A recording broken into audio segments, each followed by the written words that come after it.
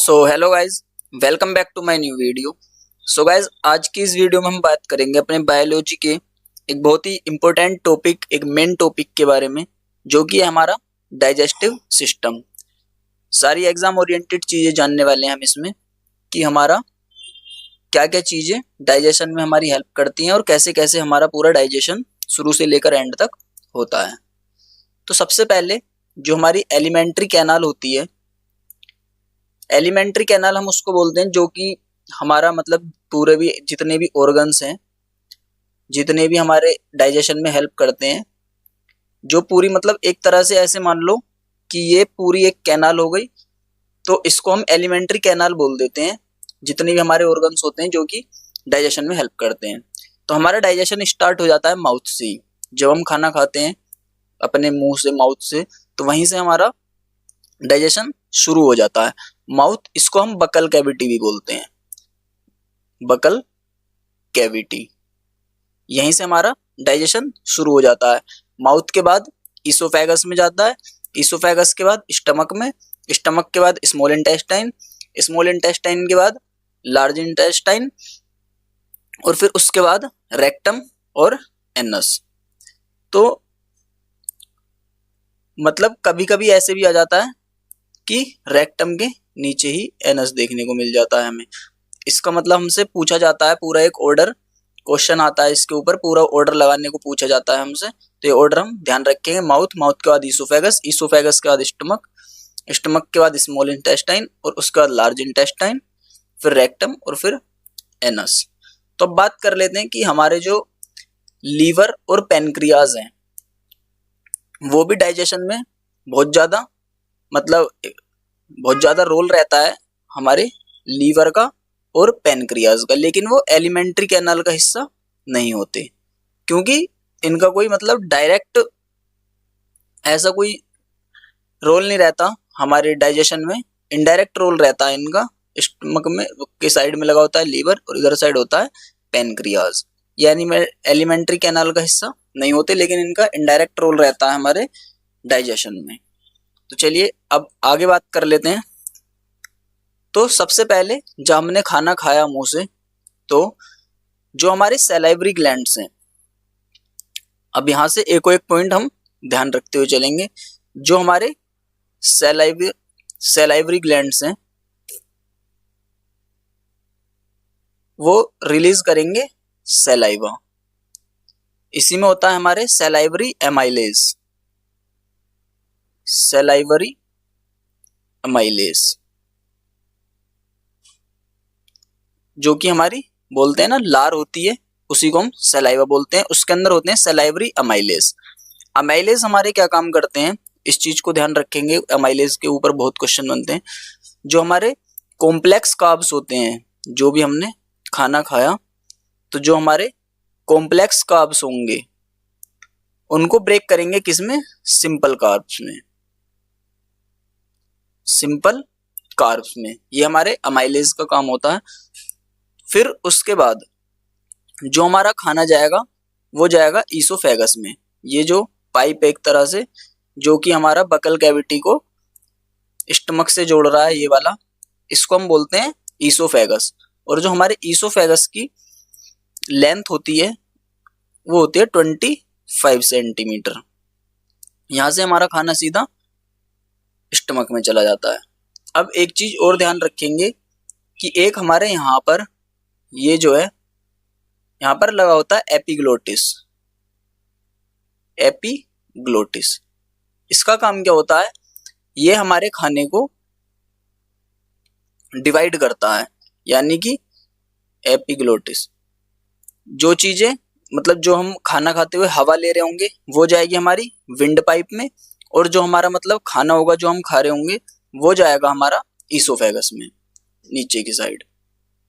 तो तभी बोलते हैं कि जो खाना खाते हुए बात नहीं करनी चाहिए, या खाना खाते हुए पूरा जो दिमाग है वो खाने पे ही रखना चाहिए, जिससे कि हमारा एपिग्लोटिस ठीक से काम कर सके और हम अपना मतलब खाने की चीजें खाने वाले पाइप में ईसोफेगस में, और जो विंड पाइप में उसमें अपने जो भी हम एयर ले रहे हैं इनहेलेशन के द्वारा, वो चीजें जा सकें। एपिग्लोटिस फंक्शन कर सके अपना ढंग से।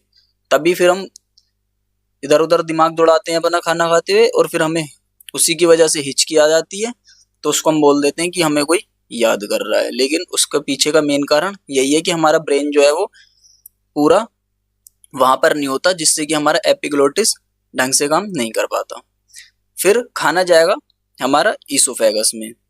ईसोफेगस से होता हुआ ये सीधा जाएगा हमारे इसमें स्टमक में। अब यहाँ पर स्टमक में क्या होता है, हमारा एक एसिड प्रेजेंट होता है HCl, हाइड्रोक्लोरिक एसिड। तो HCl क्या करता है, ये सबसे पहली बात तो बहुत ही ज्यादा एसिडिक होता है, एसिडिक होता है बहुत ही ज्यादा। इसकी pH वैल्यू 1.6 होती है, यानी कि मान लीजिए जो जितना आपका एक नींबू खट्टा होता है उससे भी ज्यादा कम इसके pH वैल्यू होती है। तो लगा लीजिए तभी हमें जब खट्टी डकार आती है तो इतनी बुरी तरीके से आती है, क्योंकि वो यही होता है हमारा HCl।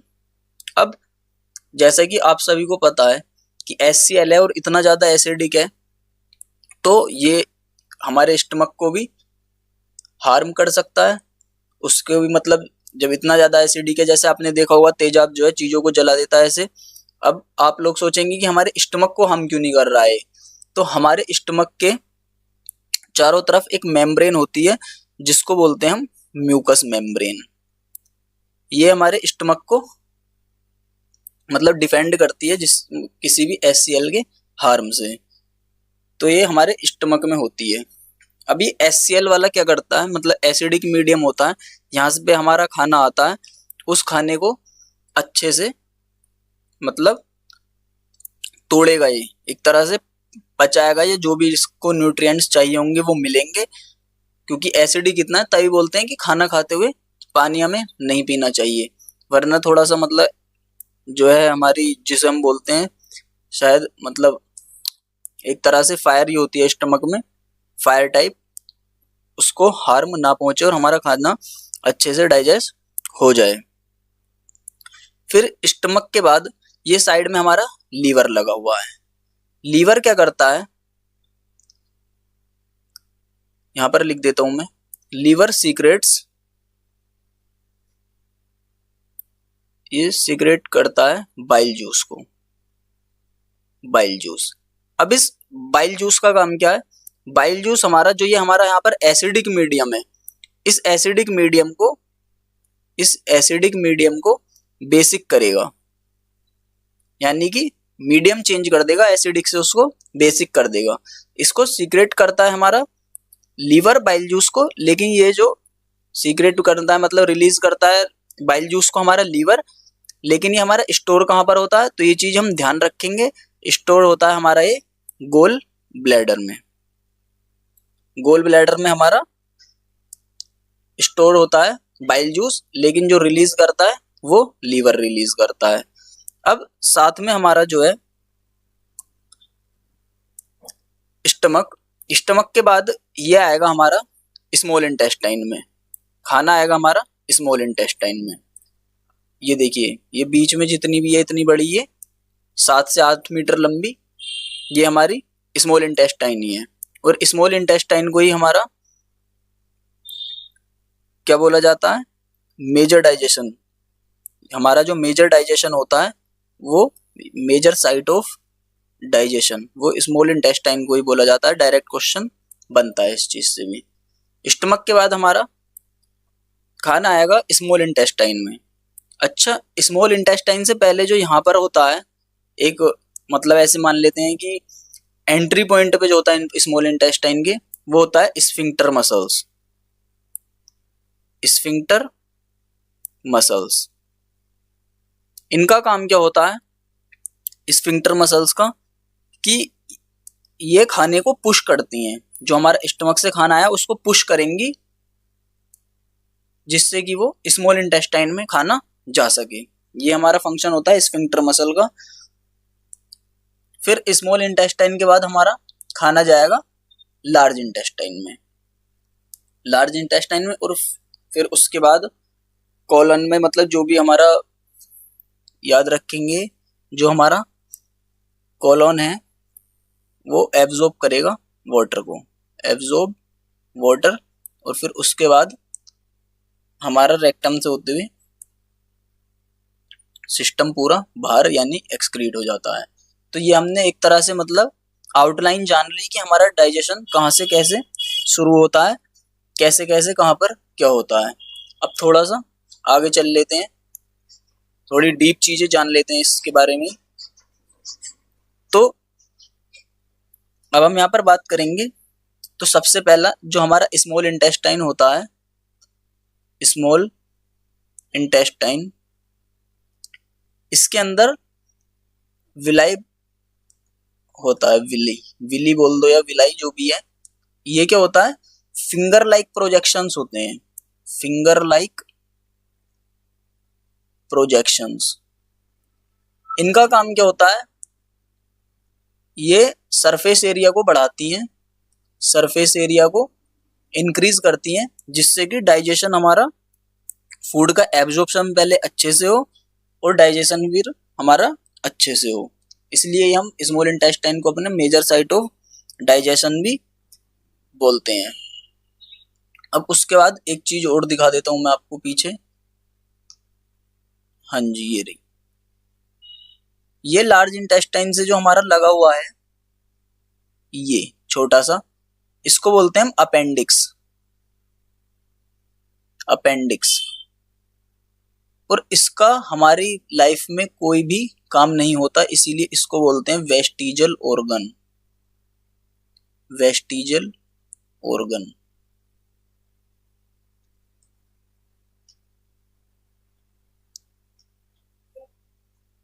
सो स्मॉल इंटेस्टाइन में हमारे विली होती हैं, जो कि फिंगर लाइक प्रोजेक्शन होती हैं, सरफेस एरिया को इंक्रीज करते हैं, जिससे कि हमारे डाइजेशन में हेल्प होती है। और पीछे मैंने आपको वो बताई था कि सलाइवरी अमाइलेज जो होता है हमारा, वो कॉम्प्लेक्स कार्ब को सिंपल कार्ब्स में तोड़ता है, या फिर ऐसे बोल लीजिए कि स्टार्च को जो है वो ग्लूकोज में तोड़ता है, स्टार्च को हमारा ग्लूकोज में तोड़ता है। अब आगे बात कर लेते हैं, जो HCl है हमारा, वो हार्मफुल बैक्टीरियाज को किल कर देगा, जो भी हमारे खाने में हार्मफुल बैक्टीरियाज होंगे। HCl kills harmful bacteria, harmful bacteria. और जो गुड बैक्टीरिया होते हैं, जो हमारे गुड बैक्टीरिया होते हैं, जिनकी हमें जरूरत होती है डाइजेशन में भी और वैसे भी अच्छे खाने के लिए, वो हमारे, इन्हीं को हम बोलते हैं प्रोबायोटिक्स। इसमें गुड बैक्टीरिया में मिलते हैं, प्रोबायोटिक्स में हमें गुड बैक्टीरिया मिलते हैं। तभी बोलते हैं कि मतलब दही खाना चाहिए, उसमें क्या है, प्रोबायोटिक्स होते हैं, जो कि एक तरह से हमारे गुड बैक्टीरिया होते हैं। अब जो हमारा पेप्सिन है, पेप्सिन, ये भी हमारा कहाँ होता है, स्टमक के पास में ही होता है पेप्सिन। ये क्या करता है, प्रोटीन को अमीनो एसिड्स में तोड़ता है, अमीनो एसिड्स में तोड़ता है। लेकिन ये जो पेप्सिन तोड़ता है, यही सेम काम हमारा ट्रिप्सिन भी करता है। जो काम पेप्सिन का है वही सेम काम ट्रिप्सिन का भी है, लेकिन ट्रिप्सिन जो है वो हमारा बेसिक मीडियम में तोड़ता है, यानी कि लीवर के बाद काम करता है ट्रिप्सिन। जब हमारा लीवर बाइल जूस को रिलीज करके फिर बाइल जूस एसिडिक मीडियम को बेसिक मीडियम बना देता है, तब हमारा काम करता है ट्रिप्सिन। लेकिन लीवर के इन्वॉल्वमेंट से पहले हमारा काम करता है पेप्सिन, यानी स्टमक में पेप्सिन, जो कि प्रोटीन को अमीनो एसिड्स में तोड़ता है। तो उस टाइम पे हमारा एसिडिक मीडियम होता है, तो ये चीज ध्यान रखना। और जो हमारा ट्रिप्सिन होता है, उसका इन्वॉल्वमेंट कब होता है, जब लीवर बाइल जूस रिलीज कर देता है, वो एसिडिक मीडियम को बेसिक मीडियम बनाएगा, उसके बाद हमारा ट्रिप्सिन फंक्शन में आएगा, जो कि हमारा प्रोटीन को एमिनो एसिड्स में तोड़ता है, एमिनो एसिड्स में, लेकिन बेसिक मीडियम में, लेकिन हमारा बेसिक मीडियम में। और जो ये खाना अभी मैंने आपको पीछे बताया, जो है हमारा खाना स्फिंक्टर मसल ने पुश किया स्मॉल इंटेस्टाइन में, तो इसी प्रोसेस को जो हमारा खाना मतलब एक तरह से ऐसे मान लीजिए स्टमक से स्मॉल इंटेस्टाइन में गया, इसी प्रोसेस को या इसी फंक्शन को हम क्या बोलते हैं? एसिमिलेशन।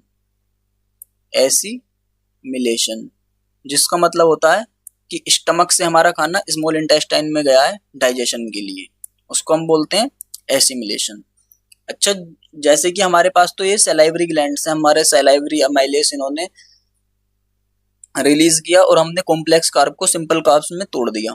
ऐसी जो ये मतलब जितने भी गाय भैंसे वगैरह होती हैं, ये आपने देखा होगा एक तरह से जुगाली करती रहती हैं, बैठी बैठी मुंह चलाती रहेंगी। तो इनके पास क्या होता है? इनके पास होता है हमारा र्यूमेन।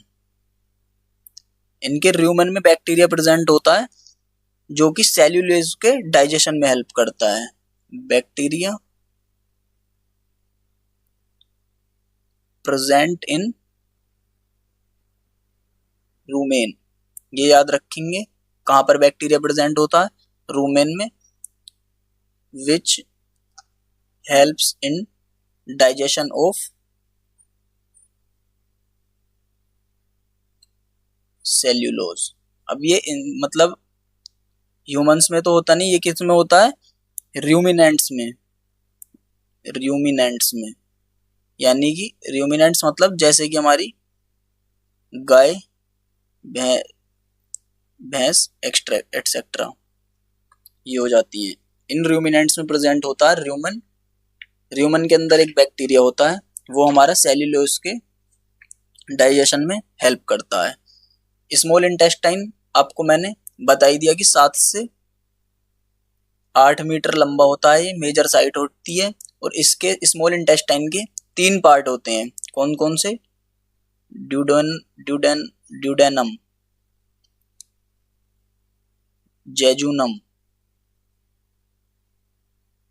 जेजुनम और एक होता है हमारा इलियम। ये स्मॉल इंटेस्टाइन के हमारे 3 पार्ट्स होते हैं। अब आगे बात करते हैं थोड़ी सी बाइल जूस के बारे में। तो जो ये हमारा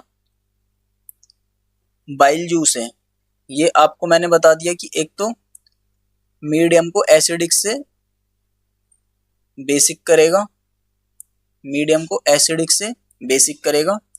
साथ में ये क्या करता है? हमारा फैट्स के इमल्सिफिकेशन में हेल्प करता है। इमल्सिफिकेशन ऑफ फैट्स, यानी कि जो हमारे लार्ज फैट ग्लोब्यूल्स होते हैं, लार्ज फैट ग्लोब्यूल्स, उनको ब्रेक करता है स्मॉलर फैट ग्लोब्यूल्स में। स्मॉलर फैट ग्लोब्यूल्स में हमारा बाइल जूस। साथ में अब जो हमारा पैनक्रियाटिक जूस होता है, देखा था हमने, एक्स्ट्रा मतलब एलिमेंट्री कैनल का हिस्सा नहीं था पैनक्रियाज। तो पैनक्रियाज लीवर सीक्रेट करता है बाइल जूस को, और पैनक्रियाज सीक्रेट करता है पैनक्रियाटिक जूस। पैनक्रियाटिक जूस, इसका काम क्या होता है?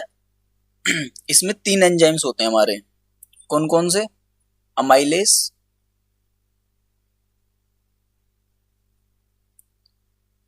एक होता है हमारा लाइपेज, और एक होता है हमारा ट्रिप्सिन। ट्रिप्सिन का मैंने आपको बता ही दिया कि प्रोटीन्स को जो है वो अमीनो एसिड्स में तोड़ता है। अमाइलेज हमारा कार्ब्स को तोड़ता है, ब्रेक्स कार्ब्स। ये भी मैंने आपको पीछे बता ही दिया है, सलाइवरी अमाइलेज जैसे होता है, सेम वैसे ही ये काम करता है हमारा। पैनक्रियाटिक जूस से जो निकलता है अमाइलेज, कार्ब्स को ब्रेक करता है। लाइपेज जो है फैट्स को फैटी एसिड में तोड़ता है, फैट्स को फैटी एसिड्स में तोड़ता है हमारा लाइपेज। और ट्रिप्सिन प्रोटीन्स को अमीनो एसिड में,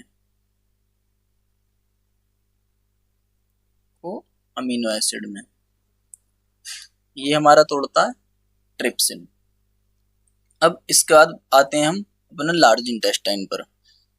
तो जो हमारा लार्ज इंटेस्टाइन है, लार्ज इंटेस्टाइन ये 1 से 2 मीटर लंबा होता है, 1 से 2 मीटर लंबा होता है। और इसका जो फर्स्ट पार्ट है उसे हम बोलते हैं सेसम, ये सीकम। एक तरह से मतलब कभी कभी क्वेश्चन ऐसे ही बन जाता है कि स्मॉल इंटेस्टाइन और लार्ज इंटेस्टाइन के बीच में जो फर्स्ट लेयर होती है उसको हम क्या बोलते हैं, तो उसको हम बोलते हैं सीकम। सीकम हालांकि लार्ज इंटेस्टाइन का ही पार्ट होता है, लेकिन क्वेश्चन में ऐसे भी पूछ लिया जाता है सीकम। और सीकम जो है लार्ज इंटेस्ट मतलब स्मॉल इंटेस्टाइन को कनेक्ट किससे करता है, कोलोन से। कोलोन मैंने आपको पीछे बता ही दिया क्या करता है, कोलोन करता है पानी का एब्जॉर्प्शन, एब्जॉर्बिंग ऑफ वाटर। अब उसके बाद बात कर लेते हैं कुछ, यानी कि जैसे कि हमारा जो कोलोस्ट्रम होता है, कोलोस्ट्रम ये क्या करता है, बूस्ट करता है बेबी के इम्यून सिस्टम को। जो न्यूबॉर्न बेबी होता है जो अपनी मदर का मिल्क पीता है उसके इम्यून सिस्टम को बूस्ट करता है colostrum, boost babies immune system.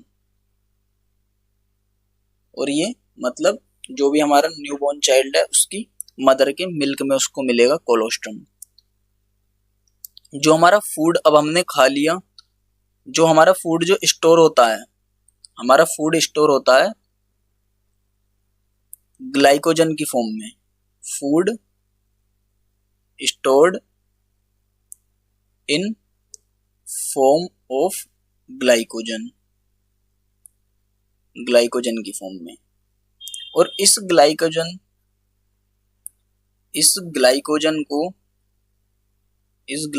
को ग्लूकोज में तोड़ने का काम कौन करता है, हमारा ग्लूकोज में तोड़ने का काम हमारा कौन करता है, ग्लूकागोन, ग्लूकागोन। सो ये सारी चीजें थी जितनी भी हमारी डाइजेशन से रिलेटेड इंपॉर्टेंट थी। और बता देता हूं मैं आपको एक दो चीजें, जैसे कि एक हमारा होता है रफेज। रफेज ये क्या होता है हमारा, रफेज एक तरह से फाइबर होता है, ये हमारा एक तरह से फाइबर होता है जो कि डाइजेशन में हेल्प करता है और डाइजेशन को अच्छे से हो। वरना जो हमारा कोलोन है वो इतना ज्यादा वाटर एब्जॉर्ब कर लेता है, तो हमें रफेज की भी जरूरत पड़ती है, जो कि हमारा मतलब खाने में हमें मिल जाता है। जैसे कि हमारा ग्रीन लीफी वेजिटेबल्स होते हैं, ग्रीन लीफी वेजिटेबल्स और फ्रूट्स में हमें ये मिल जाता है। तो इतना ज्यादा मतलब कोई इंपॉर्टेंट है नहीं वैसे तो ये रफेज। साथ में अब बात कर लेते हैं लीवर की। जो हमारा लीवर है जो कि हमारी हेल्प करता है डाइजेशन में भी इनडायरेक्टली। तो स्टडी ऑफ लीवर जो होती है, इसकी लीवर की स्टडी को बोलते हैं हिपैटोलॉजी, हिपैटोलॉजी। साथ में जो लीवर है वो हमारा बाइल जूस रिलीज करता है, ये मैंने आपको बता ही दिया, जो कि हमारा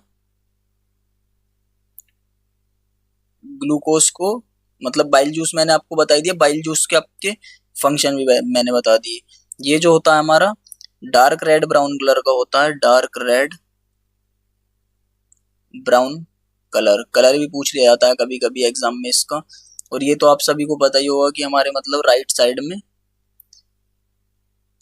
साइड में प्रेजेंट होता है। साथ में इसके अंदर होते हैं क्यूपर सेल्स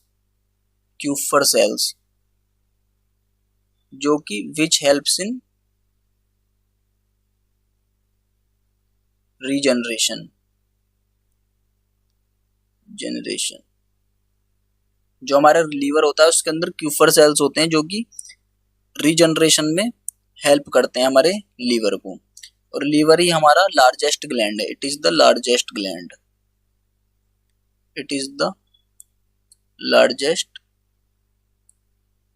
ग्लैंड। साथ में एक चीज और ध्यान रखेंगे जो मतलब मैंने आपको भी पीछे बताया था